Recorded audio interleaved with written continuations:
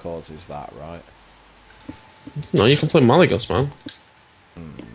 That's a real card, Maddie, right?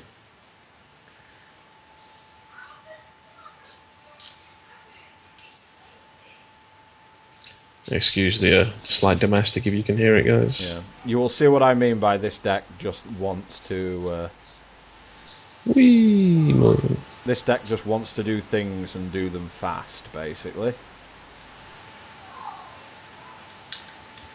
This guy's like one of the major source of things in the deck. So, let's make him turn 1. I'm in being up then. Cool.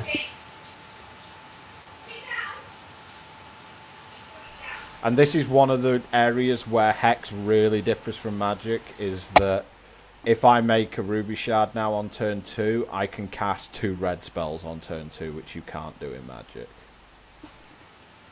So let's make a Cabbage Raider.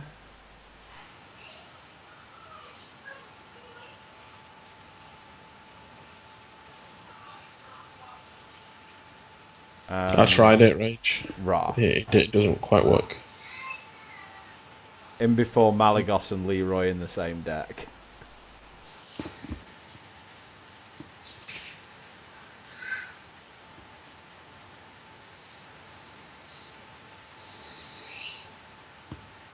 Yep.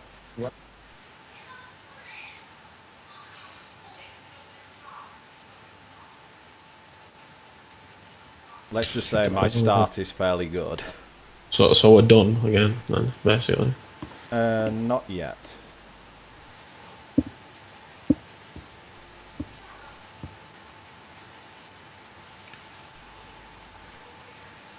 This guy is, I think he's absurd, but for some reason you don't actually see too much of him at the moment.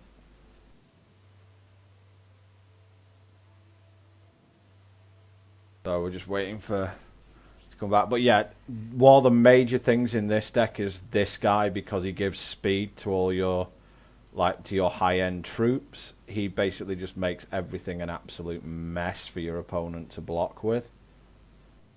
Because you can just kill him out of nowhere. Well, I got nothing, so I'm dead. Yeah, I mean, this is a turn 4 Goldfish without Gore Feast if Lee doesn't have anything this turn. I can make a Thunderbird. Okay.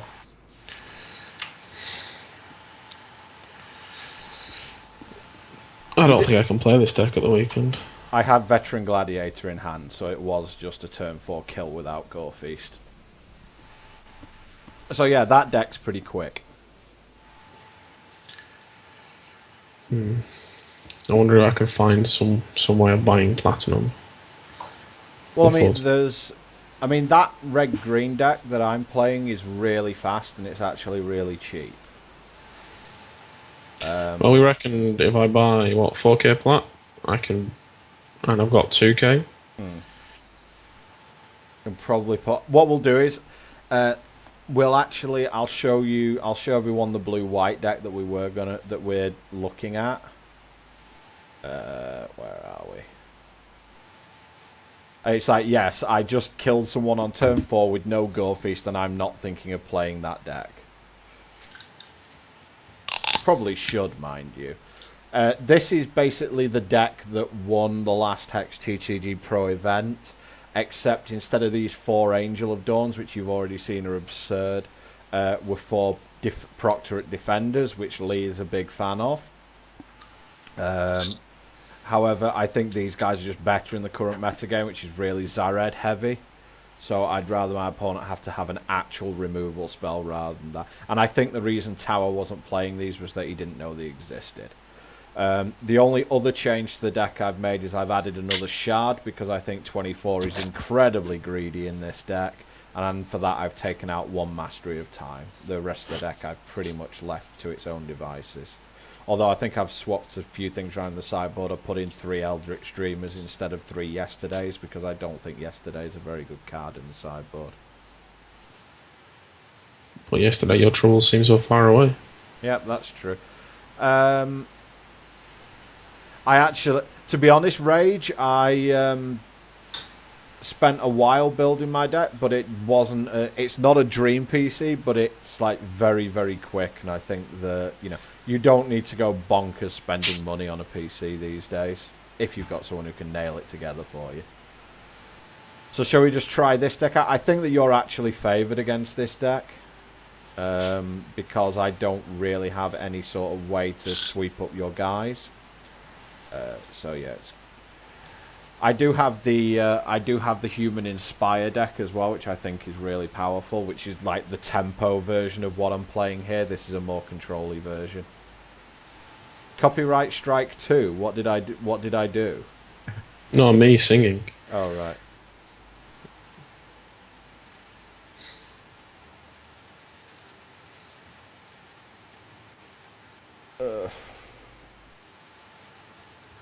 I'm gonna keep this. Your funny deck. Unfortunately, this is genuinely what happens like pretty much every time we test for a tournament. It's basically we work for ages or we get really good lists and then we just decide they're all rubbish and don't know what to play the next day. Or we decide they're all... To be fair, I haven't exactly put a lot of effort in. Yeah. Or we decide they're all amazing and then don't know what to play the next day. Well, to be fair, we've got a deck we all want to play. It's just we can't play it. Yeah. I mean, that's I'm not too sure about that, Rage, because this computer that I've got can... I spent I think it was about £800 on it, and it can do pretty much real-time video encoding and play anything in any graphic setting you want. So, aside from like some extreme stuff, and I'm not an extreme gamer, so it's I don't. Yeah, play, it doesn't like. I don't doesn't like running scat, does it? It's too extreme.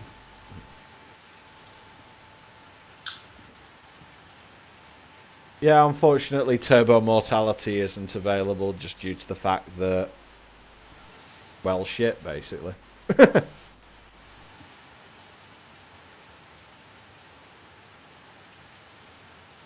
Yep.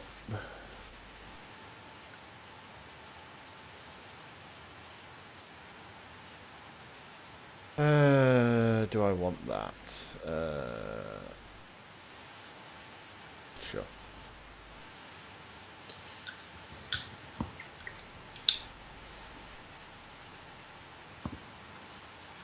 You're gonna have a flying first strike into him. What do I want?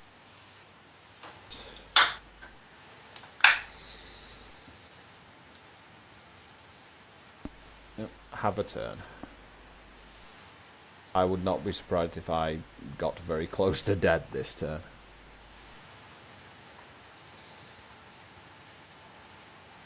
I don't think this deck is a pay-to-win deck. How about no?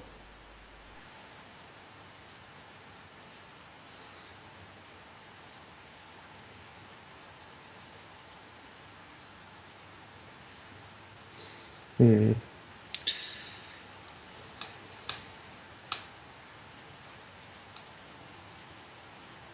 And again, I will happily trade here.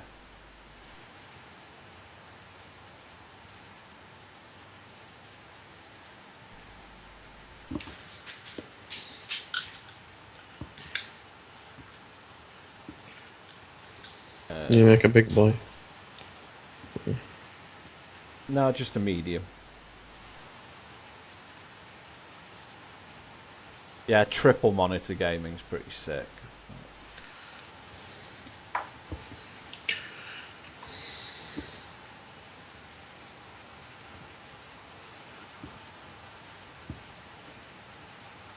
Uh-oh. This feels bad. Yeah.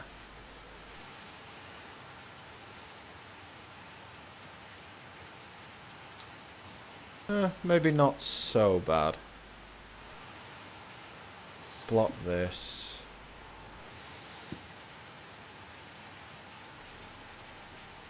It's just basically so I can get 2 blocks in.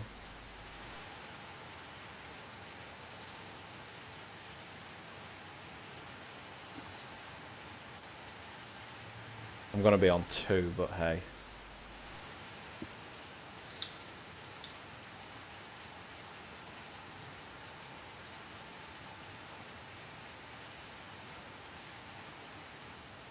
Right, well, now it's a race for... now it's a race between us, pretty much. Oh. Insert expletive. How about another expletive? Well, I expected this guy. Yeah. So apparently you can put 10 costs worth of monsters on the table. In one turn, yeah.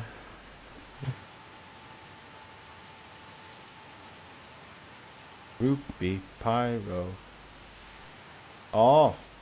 Sad face.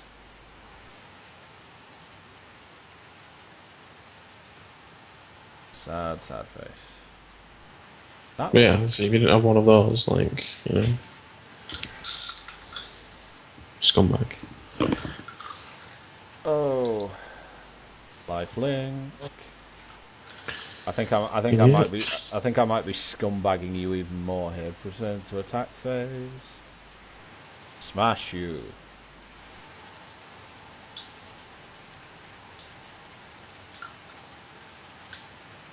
Cast Mastery of Time.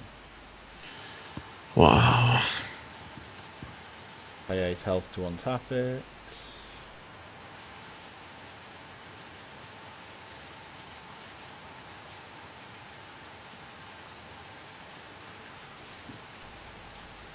Yeah, remember to lifelink it. Proceed to attack phase. Smash you.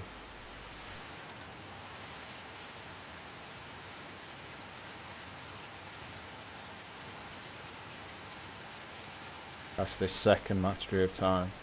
Really? It's got Crush as well, right? Yep, it has Crush.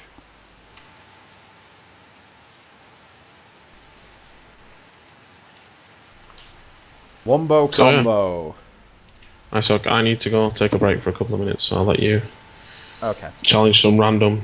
No, I'll have my rant first of all. Actually, Okay, Maddie, get in here and get in the chat.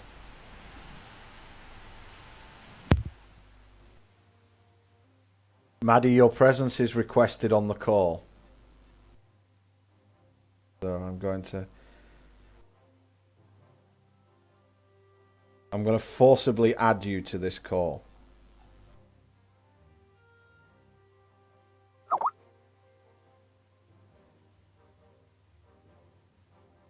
I have a fly.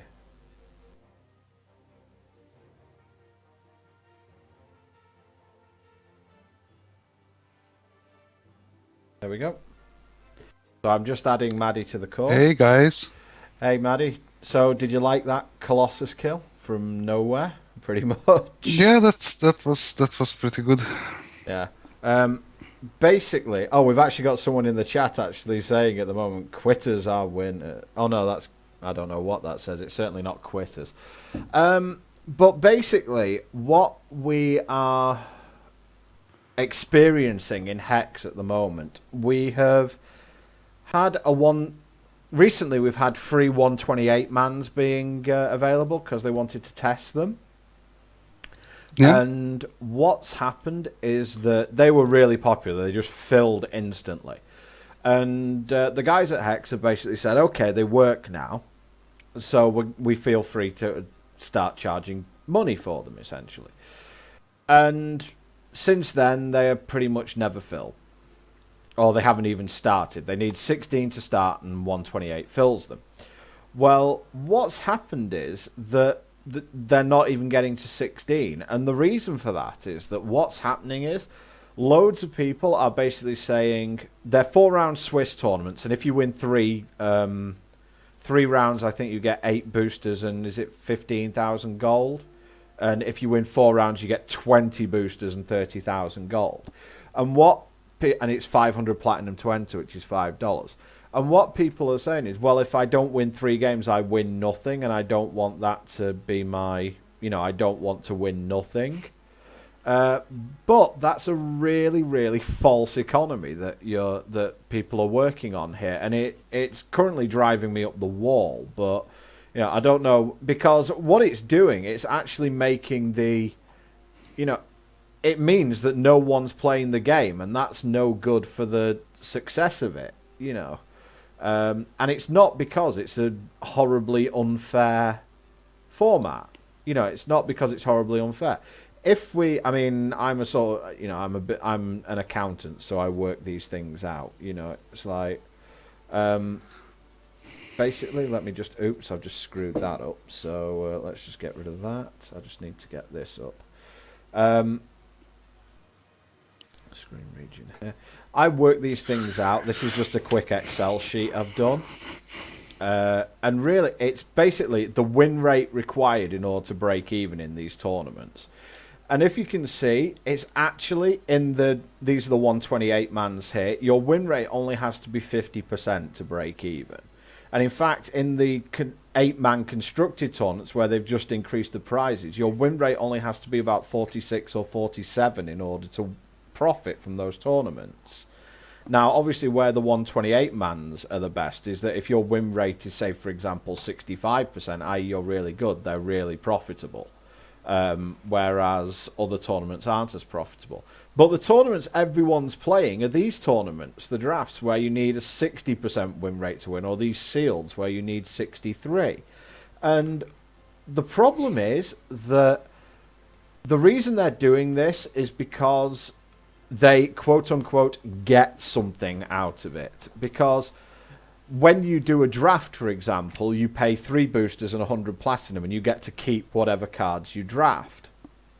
Unlike in Arena in Hearthstone, where you don't get to keep the cards. In Hex and in Magic, you do get to keep the cards when you draft. But, so obviously, they see that as some kind of consolation prize. You get to keep your cards even if you go 0-1. But it's like, to me, that's just not a reason to not play in these constructed tournaments.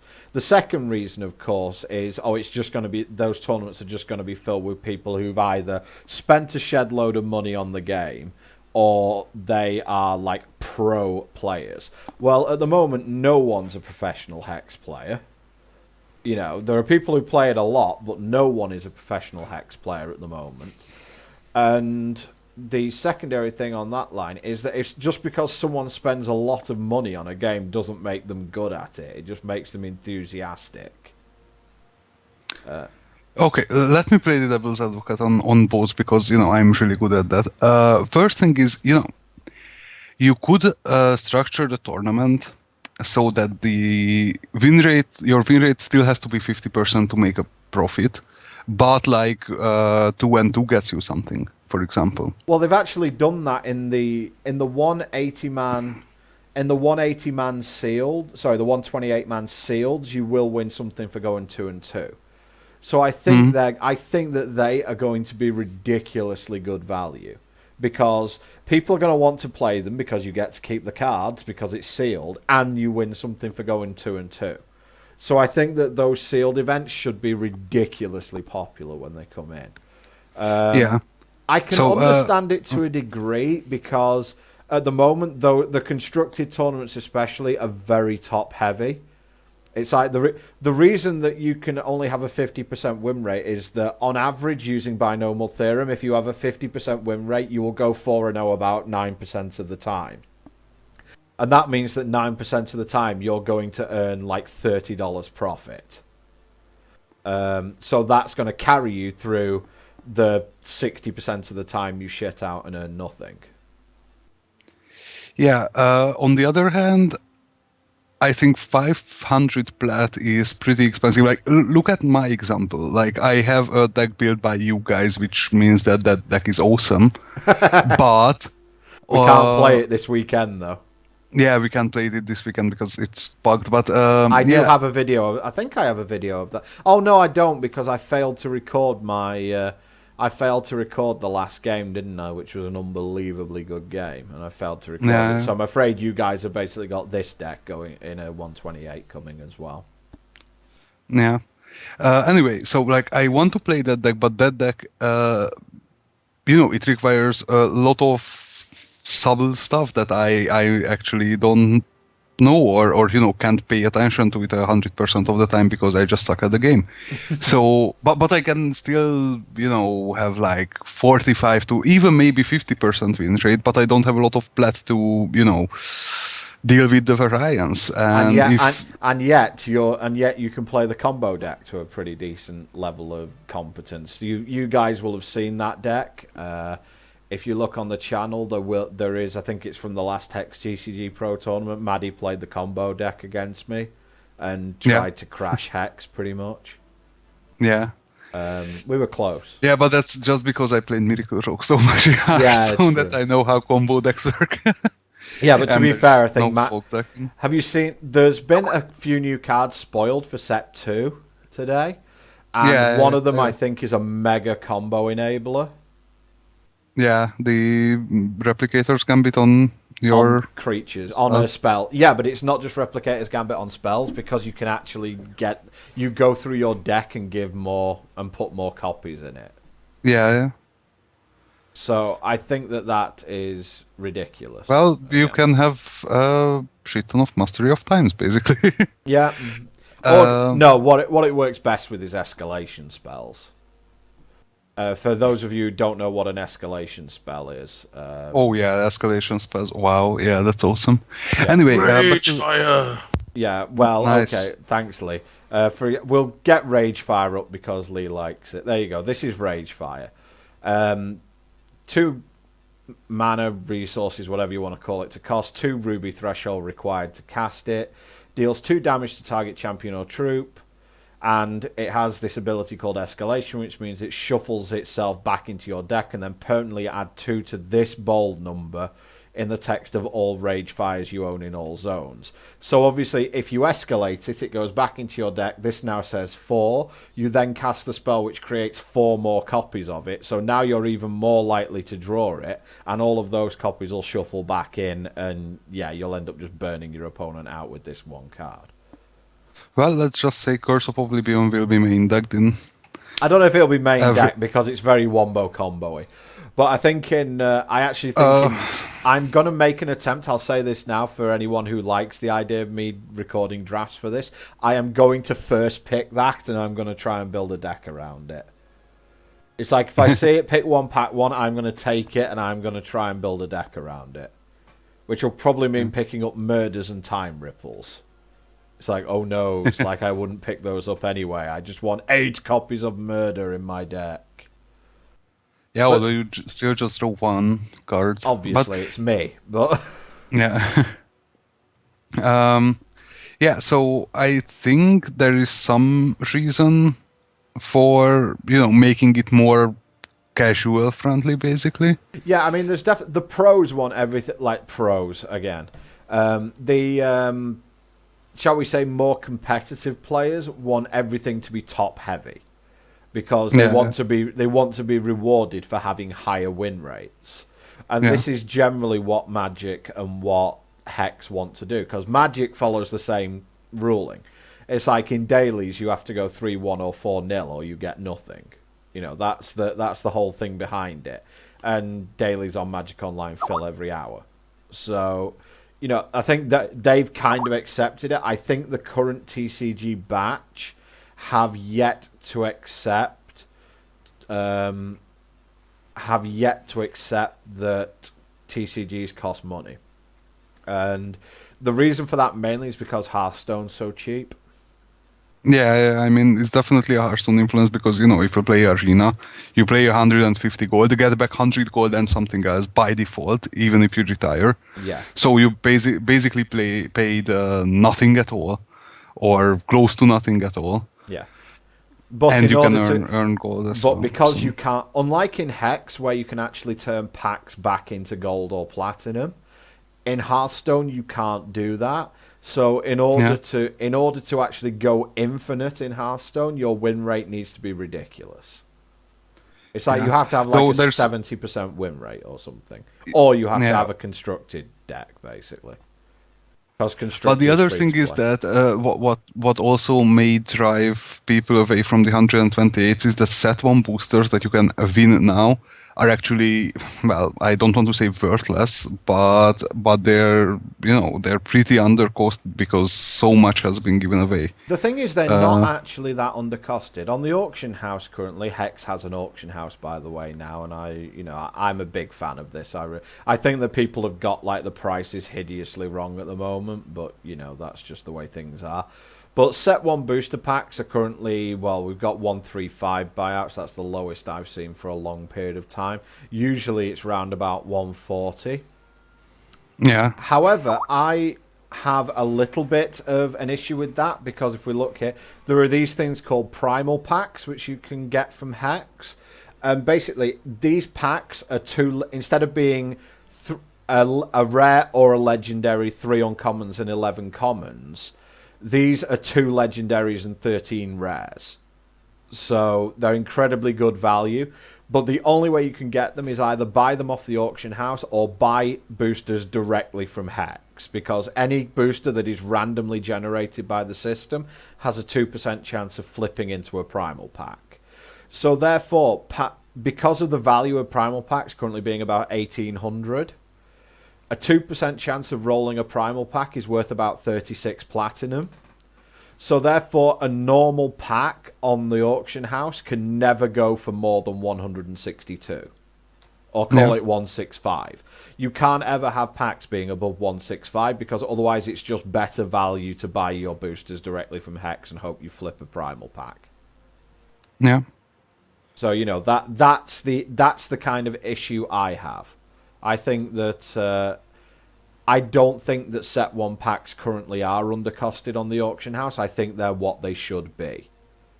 Because okay, let's not say undercosted. That was probably. Yeah. I think that packs on the auction house, very similar to like they are in Magic, should always be at about 80% of what they're actually quote unquote worth.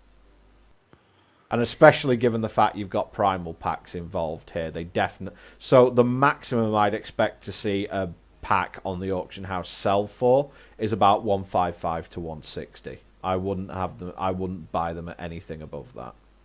Yeah. Okay, let's not say undercosted, because that was probably a wrong phrasing by me.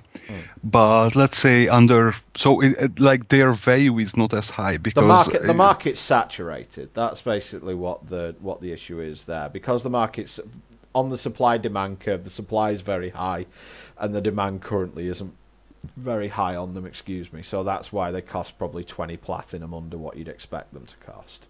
Yeah, exactly. And it's like, I don't think you want to invest 500 platinum. Okay, yeah, if you're gonna get 20 packs for it, sure, go ahead, but for the EV of like a couple of plats, can you actually calculate the EV with like 60% win rate? What's your EV in? Yeah, in a 128, let's say constructed here. In a 128, 60% win rate nets you about 300 platinum per tournament. Well, 300 pets, so that means 2 boosters, right? Yeah. So you're basically risking 500 plat for 2.5 boosters. Yeah.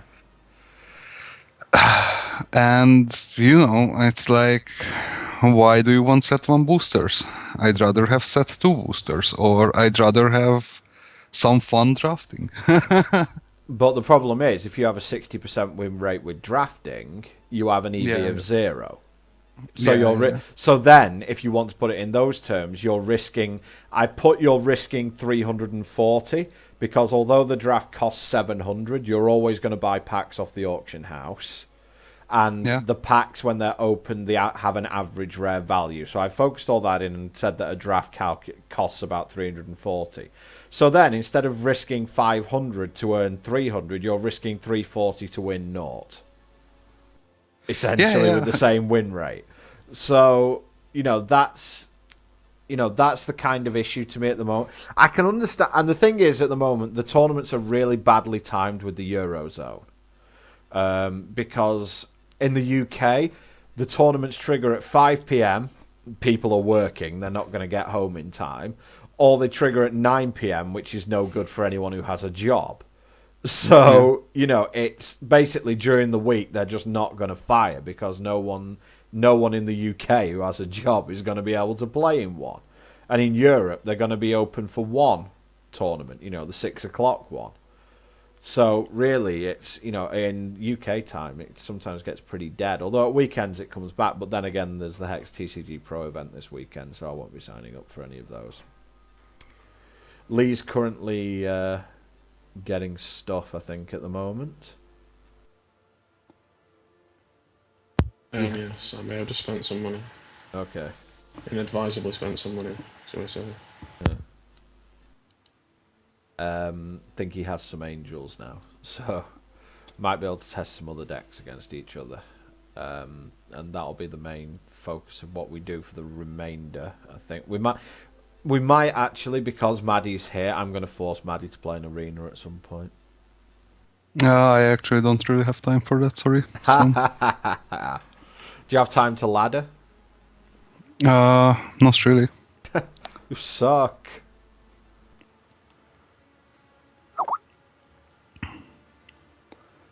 But yeah, I mean, I kind of get where people are coming from, and especially, Magic's only real big problem is that as a beginner player, you can't get into Magic. Because, you just have to spend a lot of time and a lot of money. Well, you could when the format called Pauper was a daily event online. It wasn't a beginner tournament because the Pauper format was incredibly complicated, but at least it was a case where you could spend $50, have a competitive deck, and just play some dailies. You can't do that at the moment. I brought that format like 3 or 4 times. Yeah. Whereas in Hex, basically everyone's just afraid that the best deck costs $200 and therefore they can't play it. Blood Diamond with 4 Vampire Kings and 4 Angel of Dawns in costs a lot of platinum. If we were just to look it up at the moment, it's like we just look up Angel of Dawn. Yeah, they're selling for like $1,800 on the so they're like $18 on the auction house. So that's not the cheapest. I mean, I was kind of fortunate that we got them early, but to me, it smacks a little bit, because the thing is, we had everyone protesting that the games were, pro-based, and then they released the new constructed events with the increased prizes, and people started bitching they were devaluing boosters.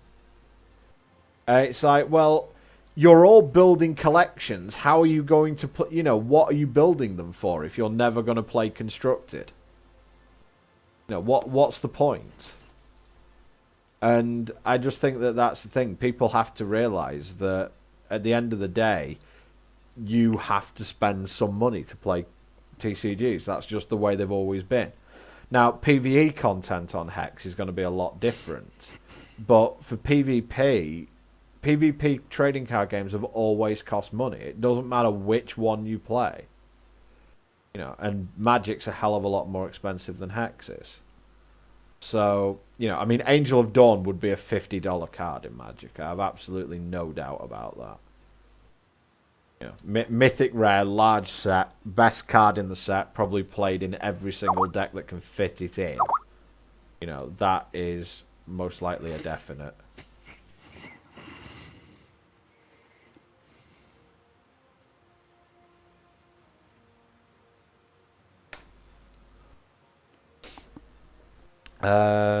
Trying to think else if there's anything else we want to discuss here regarding Hex at the moment. I mean, we could have a chat because you're the resident sort of guy who has his finger on the pulse of Hearthstone Constructed at the moment. What are you actually seeing in Hearthstone Constructed at the moment? Is it just Miracle Rogue and Warlock Zoo? No, there's actually the new Strive Crow Druid deck out. Also, there is some kind of a new warrior deck that is pretty interesting. When we say new Druid deck, do we mean old Druid deck that's changed about 3 cards in it? Well, I mean, that's a new deck in Hearthstone. Yeah, welcome to Hearthstone. Yeah, that's a kind of issue, isn't it? It's like you guys. I mean, I've only played 2 decks tonight, but I'll load up some decks here, and you can actually see the diversity. You can see the diversity from how I played drafts, but you've got this deck, which is, this is what I played against Lee, which is sort of mid-range control-y deck with a big finish. if you want to stay in the same colours, I've got this, which is a tempo deck. It's basically based around human synergy. Oops, my flux is about to go, so I'll just turn it off. You know, everything in the deck's a human. Pretty much everything has Inspire, and it's just got a huge amount of synergy in it. And I put 4 angels in because 4 angels. But, you know, moving on to the other side of playing humans, I've also got a Ruby Diamond Human Inspire deck here, which is pretty much all about kicking your opponent in the face really quickly. It's like if you think an Angel of Dawn's obnoxious off the top, wait until it's got speed as well, and then it's incredibly obnoxious. And Royal Falconer with speed's another. I don't understand why that Ghost Storm deck doesn't play this guy, to tell you the truth, but you know what do I know? But then going from that side, you've got this deck which looks nothing like what, you know, this deck looks absolutely nothing like what the others do. It's a combo deck. And, you know, it has Replicator's Gambit in it for all of you that like Replicator's Gambit. And I'm sure there are a few people with Hex who do like Replicator's Gambit. And then you've just got the other decks. You know, this is a Gore Feast deck. Yes, some of the cards are the same that we've already seen, but, you know, this is pretty much what Lee was playing. And I'll just show you what I was playing, which is another variant on it. But, you know, that's around Gas Troll and pretty much killing as fast as possible because I have more removal than that Ghost Storm deck.